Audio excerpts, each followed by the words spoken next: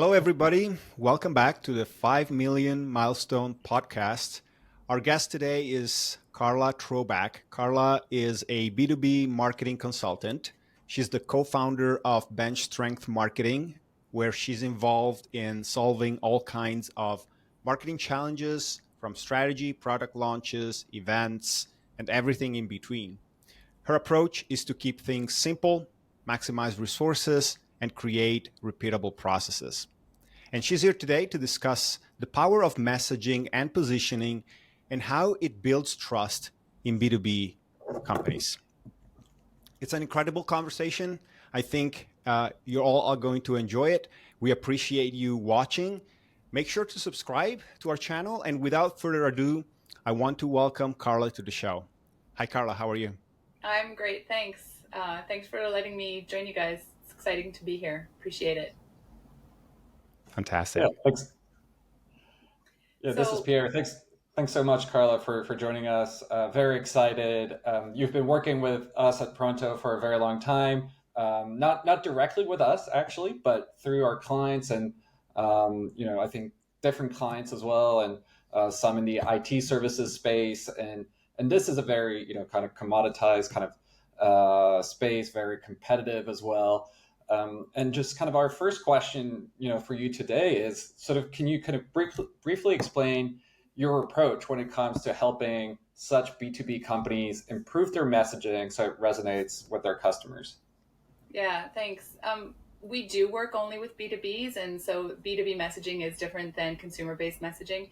There are lots of similarities, but you do have to take a different approach. You're still selling to people at the end of the day, but B2B is a little bit different, and but it is still fundamental. It's one of those things that if you get it wrong, you can waste a lot of really good money and sort of end up with no results at the end. So we do work with a lot of clients to help them sort of finesse their messaging. And we sort of look at three sort of key areas. The first one is, making sure that we know who it is that they're talking to. And I know that every business owner's heard this before. They've all heard know your audience. There's everybody tells them to do it. And, even I, sometimes when I read that, I sort of like stop listening because it's like, yes, I've heard that before. I know who my audience is. But we encourage people to actually stop. And if you know who it is, then write it down. And there's a million templates out there. There's a million buzzwords out there about, your ICP and your persona and your avatar and all that kind of stuff. So there's lots of tools you can use to sort of define who you're talking to. Or you can just put bullet points together on a piece of paper if that's what works best. And part of it is about defining those demographics about your audience. I worked with a company for a really long time. When I started working with them, they told me that their avatar was a middle-aged woman in a very specific role. And then after working with them for a couple of years, we went back and we looked at their data, and it was all men that they had talked to and put through the sales process, right? So if you have data to verify your assumptions about the demographics of your target audience, then it's good to kind of look at those every once in a while and make sure that nothing's changed. Because I think at one point it was mostly females and things had changed, things had evolved, and you need to keep up with that. The other thing when you're sort of defining who it is that you're selling to is to really focus on, what their pain points are, what and how that pain, like what their world looks like when that pain is gone, so that you can understand how you fit into that and how you fit into the role. And then secondary to the messaging is really understanding who you are. And again, this is another one where people think, oh, I know this, right? But this is the one that is the hardest, especially for business owners who don't have a marketing person in-house. It's really, really hard to put yourself in your customer's shoes and really understand what you mean to those customers. You're often too close to your own business to really step back. So if you're going to invest in hiring someone to come in and help you with your messaging, this is the spot that I always encourage people to do it with, is have someone come in and be that independent, objective third party and take a look at, what truly makes you different from anyone else. Yeah. And then probably the last thing about messaging is that you should really keep it simple. Nobody wants to work hard to understand what you're talking about. And always, anything you talk about, even if it's technical, even if it's specifications or like technical stuff, always make sure it goes back to those benefits, those that what it looks like when the pain is gone benefit message that you identified when you were defining who it is that you're selling to. I worked with a guy, sorry, I'm going to share another story. I worked with a guy who, when I talked to him about messaging for his clients, he would always just sit there and look at me and he'd go, so what? So what? He just kept asking me, so what? So what? And he was challenging me. He was saying, why should my client care about this? And that's a good exercise. If you're working on your messaging, when you've defined your audience, you've defined what it is that you do differently, and then you put the actual words together, ask yourself, okay, why should someone care about this? And, be objective about it. Should they really care? So, yeah. And sometimes it's how much does the customer want to know? Because I think, like there are things that are important to the customers, but like you said, you want to kind of find that right balance between keeping it simple and providing them with the information that they actually need. Because, especially when you're sort of a more technical company, and I we run into this issue ourselves because part of what we do is WordPress maintenance and security. And so you can get very technical and granular around that, but essentially people just want to know, well, we don't want our site to get hacked, and we just want it to work, and like they're kind of sort of happy at that level. And then there are different types of customers, and then within a company there may be also different types of people that are kind of involved with that sort of level of website security, and they may care about different things. And one of the things I'm kind of curious actually, because you were talking about knowing your audience. And we think we know our audience, but I totally get that actually we don't. Do you find that smaller businesses don't often go deep enough in terms of like knowing, having enough criteria to really understand who that ideal buyer is? Is that sort of what you see, or is it a different challenge?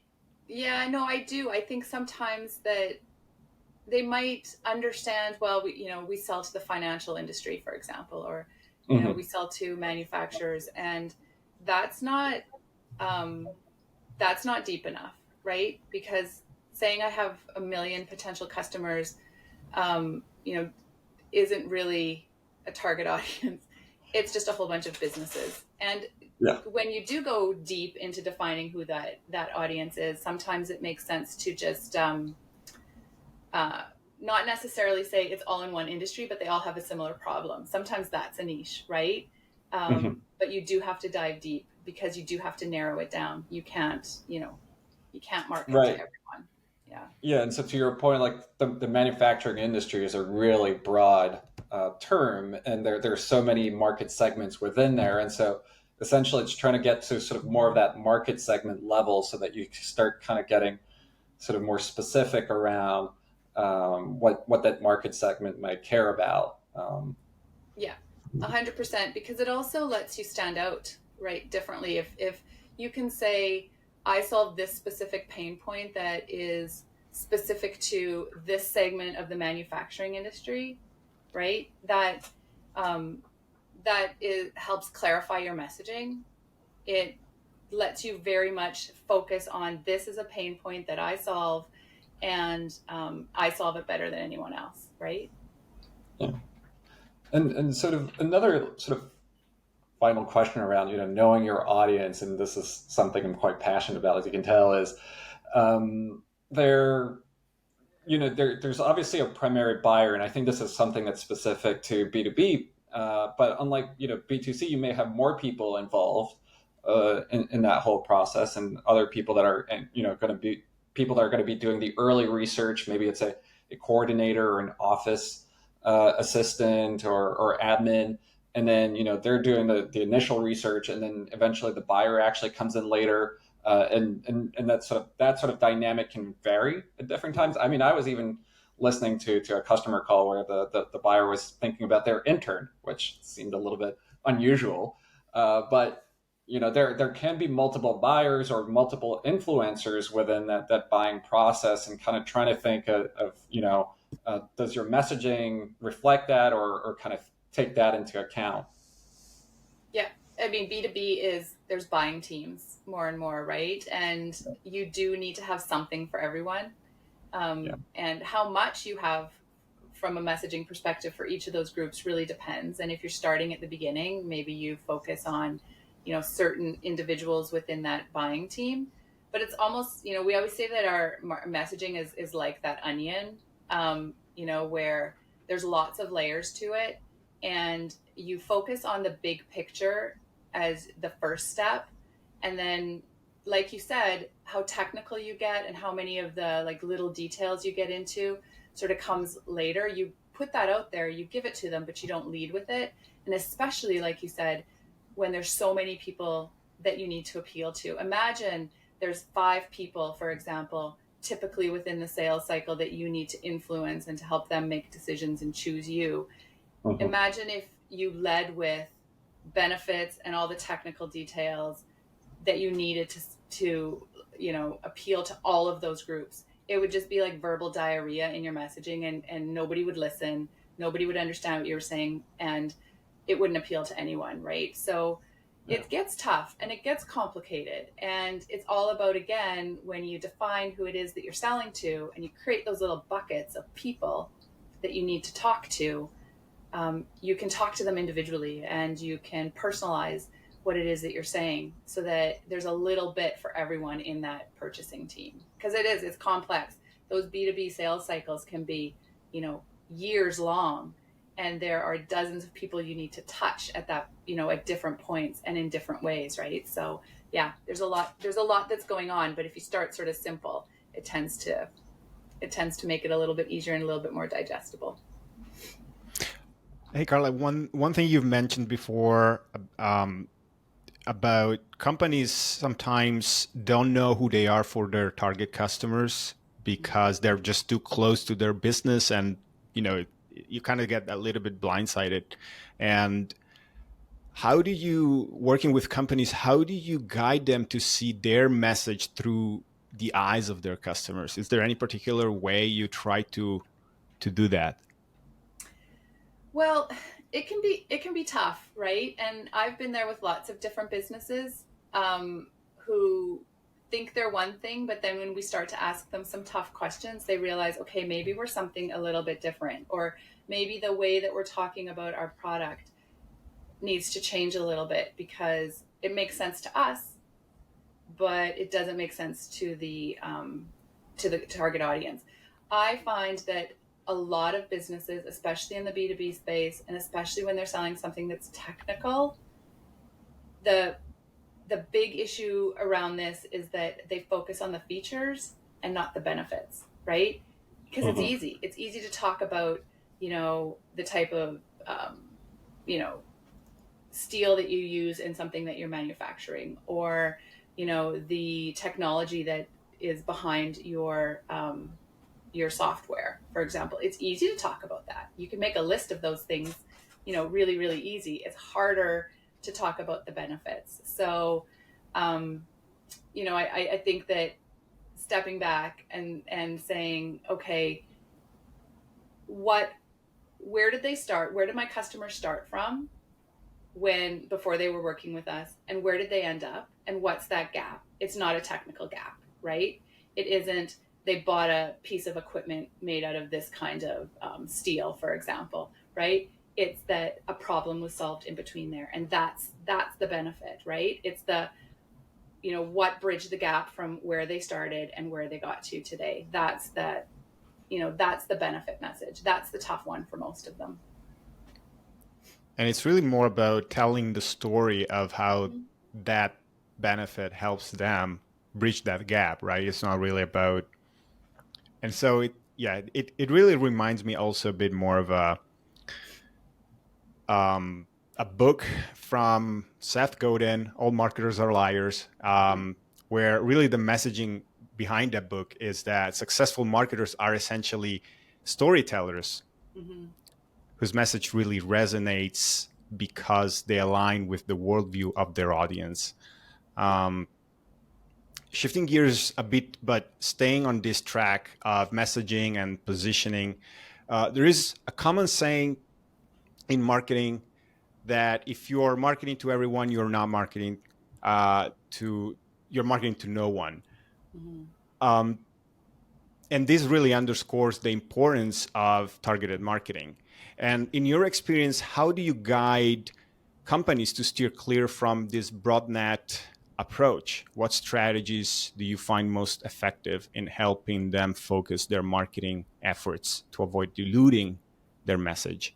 Yeah, and I'm sure you guys see this a lot because I know you worked with a lot of like um, managed services providers, right? And they, I work with some of them too. And from a technical perspective, there's no reason, like technically and operationally, there's no reason why they couldn't sell to like everyone in their geography.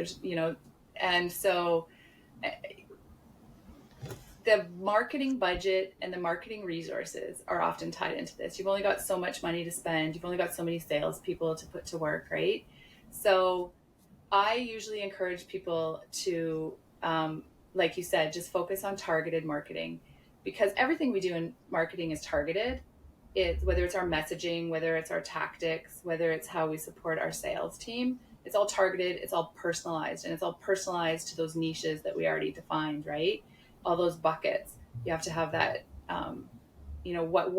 what you say to one bucket is different than another, and where you reach that bucket is different than another. So it does have to be personalized.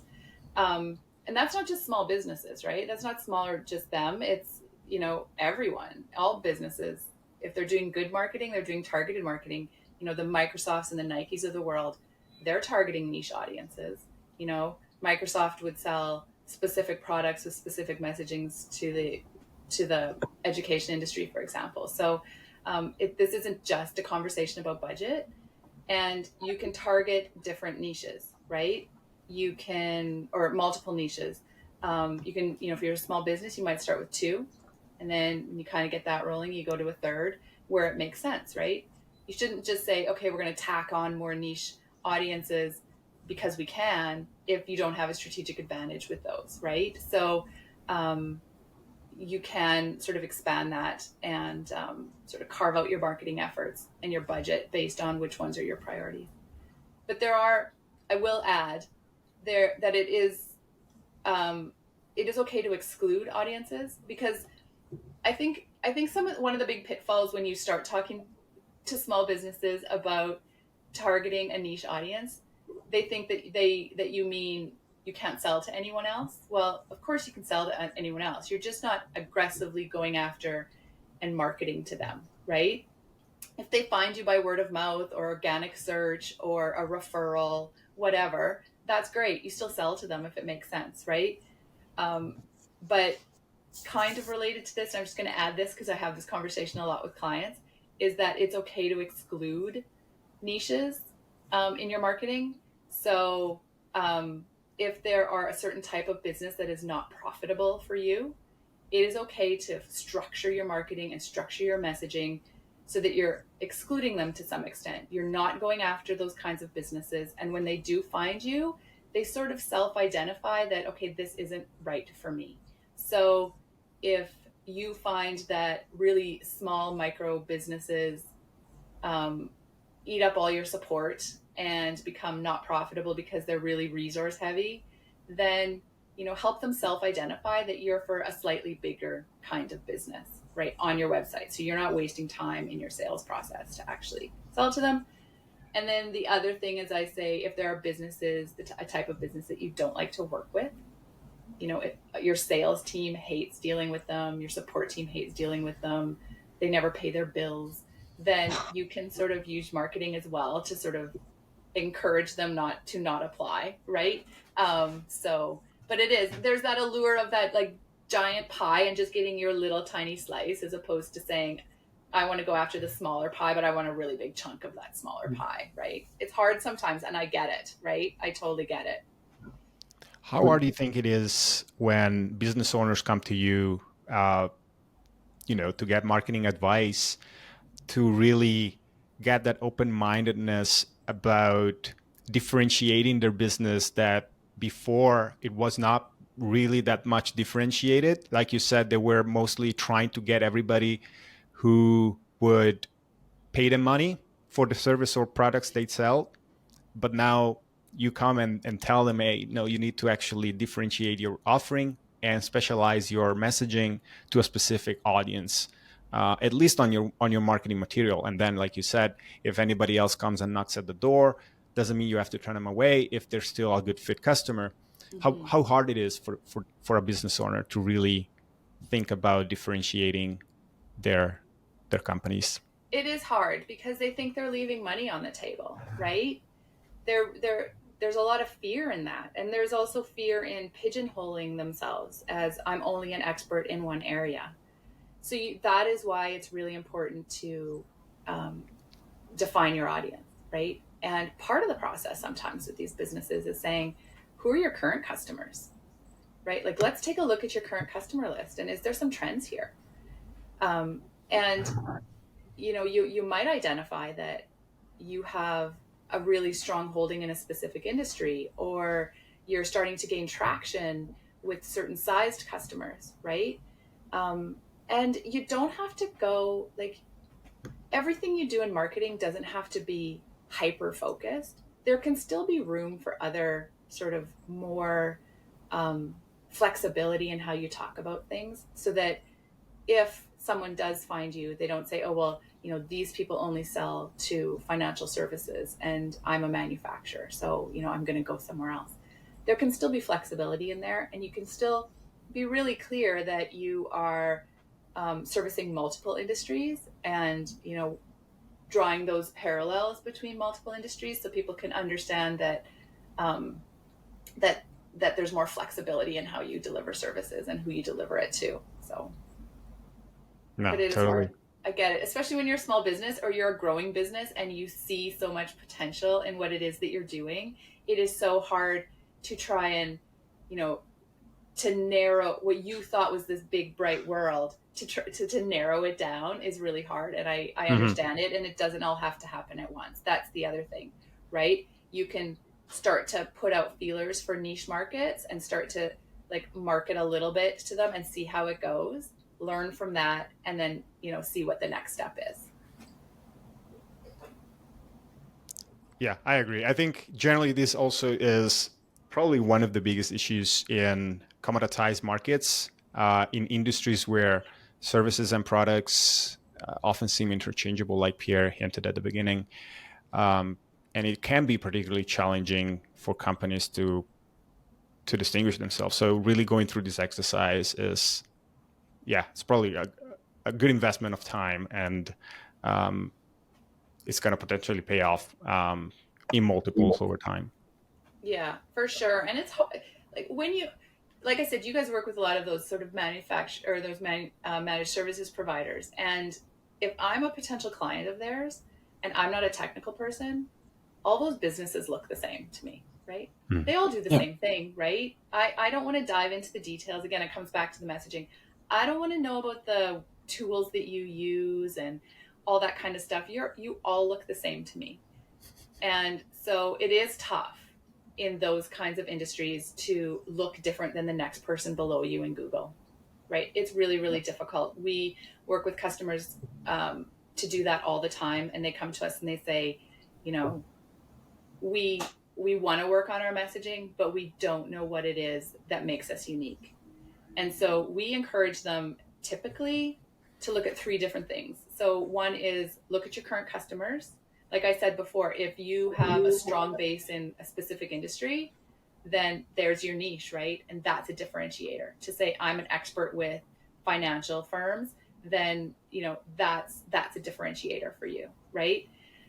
Things like case studies, testimonials, that all sort of helps to build that sort of differentiator. The other thing is, for me, and I think a lot of small businesses struggle with this, is that customer experience piece, and it needs to start at the sales process, right? That's another big differentiator. If you have this great, polished, deliver what you promise sales process, and the other 2 businesses that these, a potential client is interviewing don't, you're going to stand out, right? That is a differentiator. And that is part of marketing, right? Because marketing helps with that. They help you sort of polish that. And then the third thing that I encourage people to look at to differentiate themselves in those kinds of markets is their people and their technology. And I know we don't try to dive into the technical details about things, but on the staff side, if you have an expert, someone who is highly trained, highly sought after, has more certifications or more recognition than average in the industry, that's a differentiator. The person who I referred to before, who used to always say, like, so what to everything that I put in front of him, that was in the civil engineering world, and the clients that we had that he worked with, they were hiring him. They weren't hiring our company. They were hiring him. So if you have those people, they're a differentiator. If you have technology that your competitors don't have, that's also a differentiator. I work with a manufacturer, and they have robotics, and they aren't leading edge robotics, but they are more advanced than other manufacturers of their size and in their market. And that's a differentiator. So those are the kind of things that we always encourage people to look for. Don't use price unless that's your positioning, right? Unless you are I'm the lowest, the lowest price is the law kind of business. If that's strategically where you've put your business, then that's fine. But, we tend to not encourage people to go to price to differentiate themselves. So I hope that sort of helps. Yeah. But to your point, you can decide that as a IT service provider, you're only going to support companies that use Macs, for example, right? And you don't actually touch anything that's Windows related. And so, you're kind of just deciding this is the kind of audience I want to go after. And, maybe you identify that, hey, if they all have Macs, maybe they're willing to pay a bit more for technology, and then it streamlines your operations. And then to your point, you have very Mac specific then kind of messaging and thought leadership. And so everything just becomes a little easier, and it helps you stay focused for sure. It really does. And that's a good example, right? That is a niche audience, right? And I've got 5 people on my team who are, Apple certified experts, or they've been working with Macs for decades.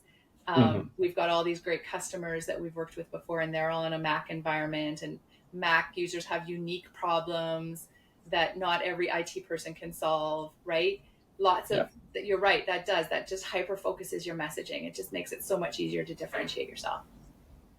Yeah, and I guess the equivalent for like an accounting firm would be you only support Xero, for example, and you're a premier Xero certified partner, and then you can even kind of get to work with sort of that vendor then to kind of do thought leadership and kind of marketing campaigns.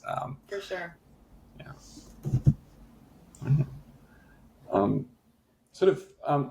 One of the things you talked about actually was how marketing is there as well to help the sales teams, and it's there to help improve the sales experience and all that. So when we were preparing this podcast, we talked quite a little bit about sort of coming into organizations that actually don't really have that marketing function, but they already have a sales team, and so often, a lot of the marketing is sort of done, ad hoc by the sales team, and sort of, coming into this kind of organization, helping them with their positioning. How do you get different departments, to contribute? And sort of why is it important for different team members to get to be involved, even beyond the sales team, but perhaps even people that are, somehow in the financial department or in the service delivery department, since this may actually end up impacting sort of the whole experience and customer journey. Yeah, no, it is important to get everybody on board, because I would say that your brand lives at home, right? So if you say that the big thing that differentiates you is that you have exceptional customer service, and then someone gets on the phone with your customer service people and they're rude and unhelpful, yeah, that doesn't help, right? And if your employees don't believe in the brand, your customers are going to see that, right?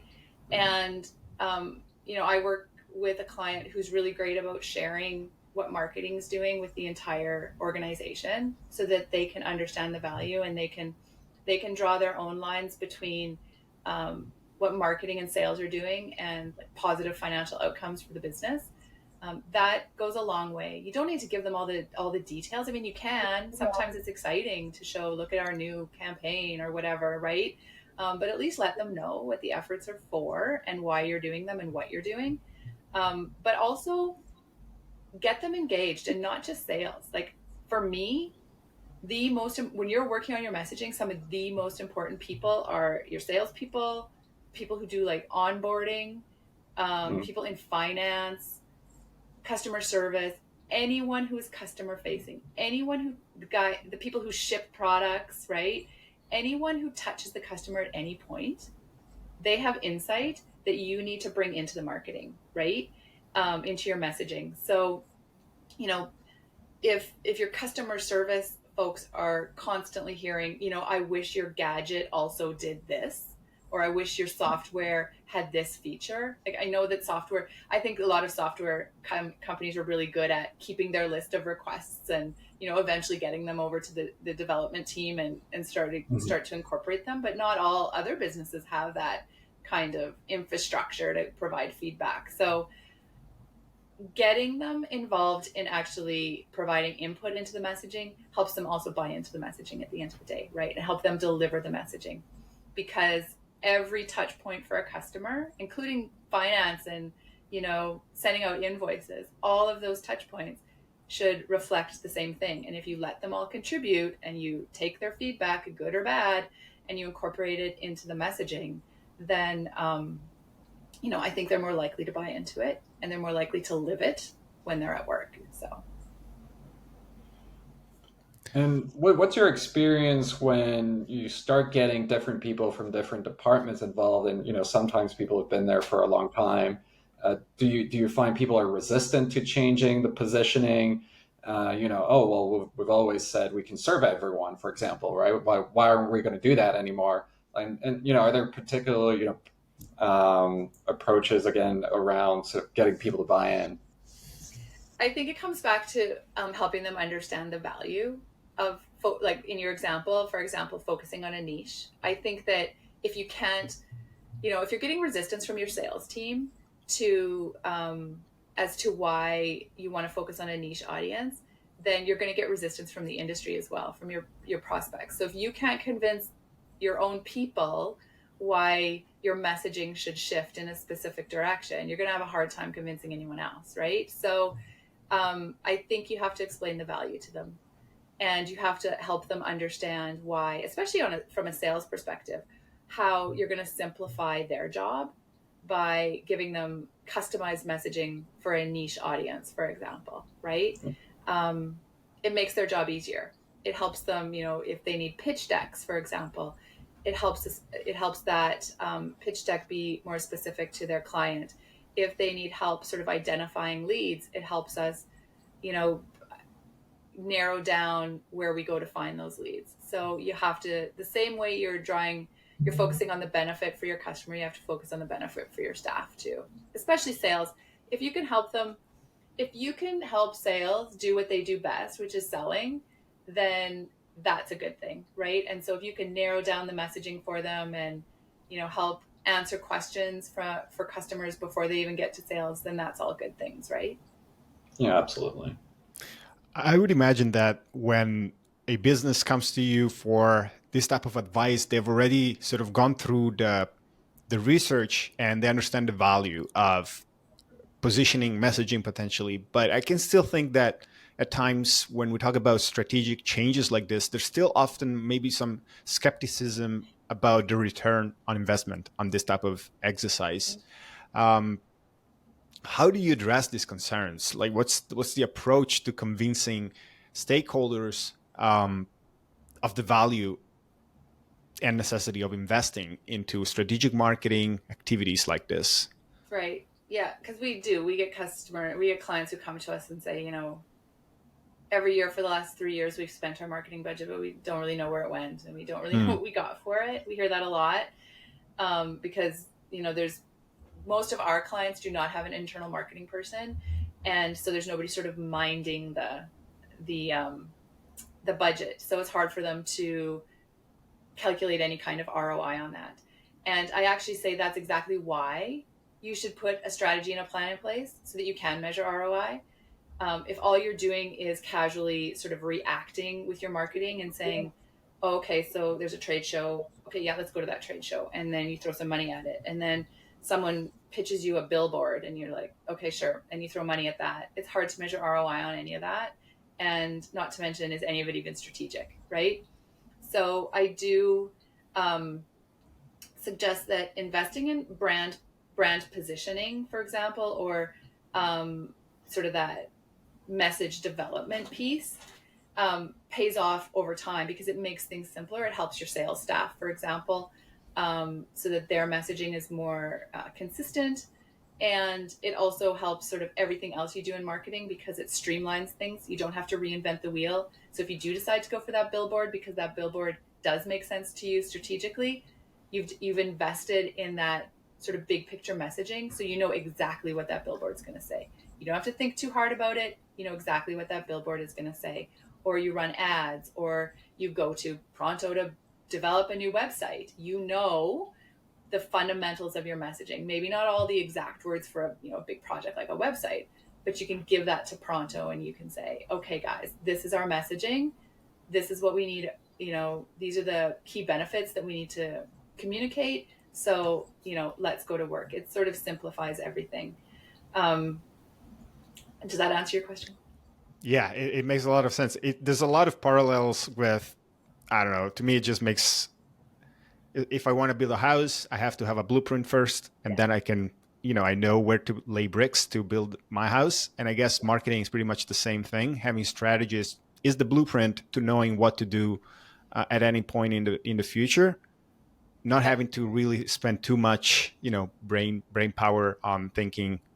Right. Yeah. Your decisions are kind of made at the beginning, right? Mm-hmm. And I do want to say that for a lot of small businesses, they worry when somebody says, oh, I need to give you a strategy or, a marketing strategy. They think it's going to be like a big, long document and it's going to cost tens of thousands of dollars. And that's not the case. It really shouldn't. It depends on what you're looking for, but it does not have to be expensive.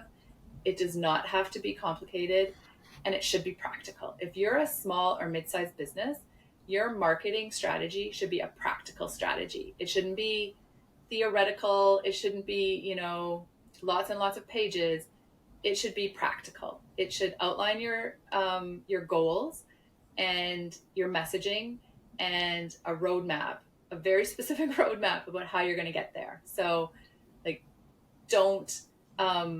don't think it's a tool that's just going to collect dust on the corner, because it shouldn't. If that's what you bought the wrong thing. I'm sorry, but you bought the wrong thing. You need to buy a practical marketing plan so that, like you said, everything becomes easier. It doesn't mean that you have to be really rigid, right? If somebody does come to you and say, we're going to give you a really great deal on this billboard, and you realize, why didn't we think of a billboard before? This totally makes sense. And by the way, I've never bought a billboard for a client, so I'm just using that as an example. But if that totally makes sense, you can go to your plan and you can say, okay, what needs to come off my list in order to put the billboard in there, right? It just makes it easier. It makes the decisions easier, and you know that everything you're doing is strategic that way. So yeah, and it's very important to take the time to actually write it down, because I think it's very easy to skip the writing down part. And like you were saying, you can go to Pronto and we can help you sort of build a site, but when you're rebuilding your site, you shouldn't be using this as as the opportunity to redo your messaging. You should do that first. You really need to figure out, like you were saying, who you are, or who you're helping and serving, and then kind of go decide, okay, now that we've identified exactly kind of our positioning and our messaging, now it's time to sort of go and optimize those different channels, and the websites being one of them, and then kind of making sure that you're, distributing your message through channels that actually fit your audience. Luckily, everyone kind of tends to go back to the internet and look at a website, but yeah. certain audience may go to certain events, or they may never go to events for whatever reason, and so you may decide, okay, well, trade shows aren't for us, right? Or like this very specific trade show that is actually for nonprofit, technology oriented. That's the right one. If we're an IT company only serving nonprofits, then that can be a very meaningful sort of trade show to go to. Yeah, exactly. Because if you don't define your messaging up front, and then you go to, somebody like you guys to work on your website, and so you guys interpret the messaging in one way, and then you go and hire someone else to do your Google ads, and they interpret your messaging a different way. Well, then there's no, like, you're running Google ads that maybe don't jive with what the website says, or you got different people contributing different ideas to your messaging, which is great. It's good to have good ideas, but there needs to be consistency. And if you're working with lots of different partners and they all have their own interpretation of it, you end up with kind of a mess sometimes. Yeah, and like you said earlier, you need to kind of go within your business, identify those like customer testimonials, those really kind of profitable customers that can help you resell to more similar customers as well. Then kind of include that in messaging in your Google ads, and that's something you kind of have to sort of look internally first, I would say, and kind of those testimonials and creating those case studies, and kind of then you've kind of got to bring that to the table to then sort of have a well kind of put together package at the end. You bet. Yeah. All right. Carla, is there anything else that we haven't talked about today you would like to share? I don't think so. I think we covered lots. I thought it was really good. I think that, to me, marketing, if you don't have someone dedicated to your marketing today, then start small. Start with manageable pieces. Start with understanding what your message really, really is, and what makes you unique and what makes you different.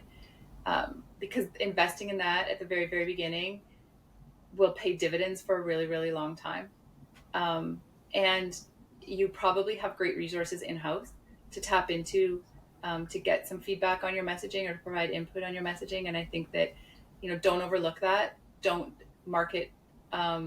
make marketing a silo in your business, because it's going to come back to bite you probably. And it's actually, marketing can be a lot of fun for people. You never know. The people who are doing the welding on the production floor just might have some great marketing ideas, and it's okay to ask them for them.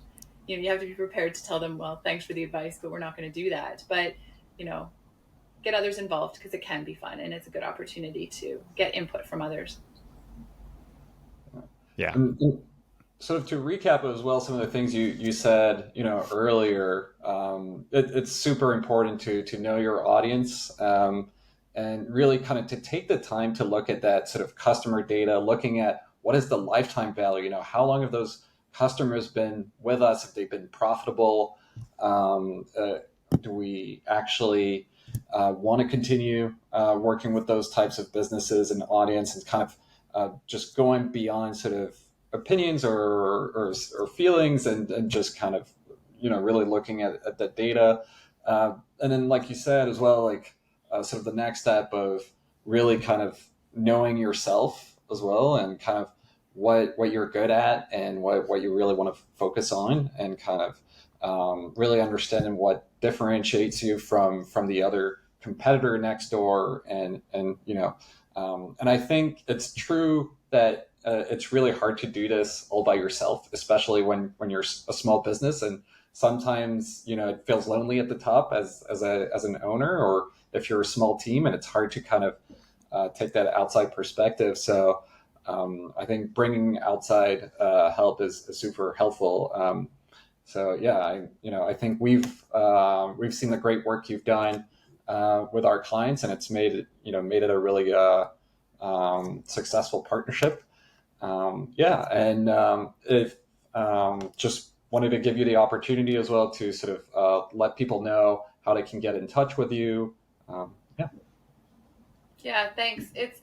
We have a blog that, if you do, it's practical. So if there's specific things that you want some help with, you might find some answers with our blog, because we do try to keep it very practical. Most of the businesses we work with, again, all the businesses we work with are B2B, and they're all small, mid-sized businesses.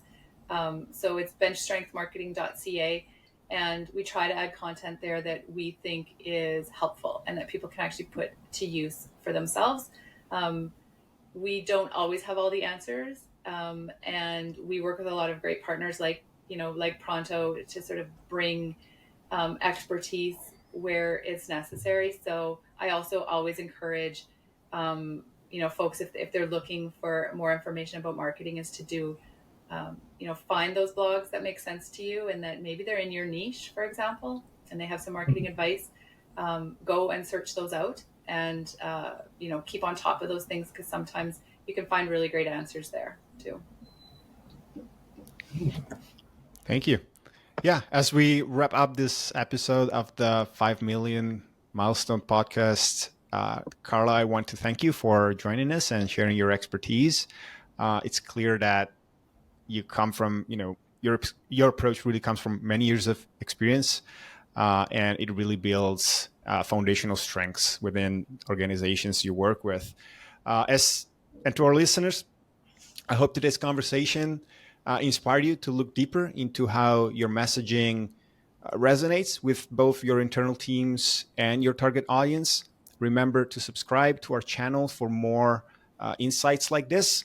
And don't hesitate to reach out with your questions or topics you'd like us to cover in future episodes. Thank you for tuning in. And until next time, bye.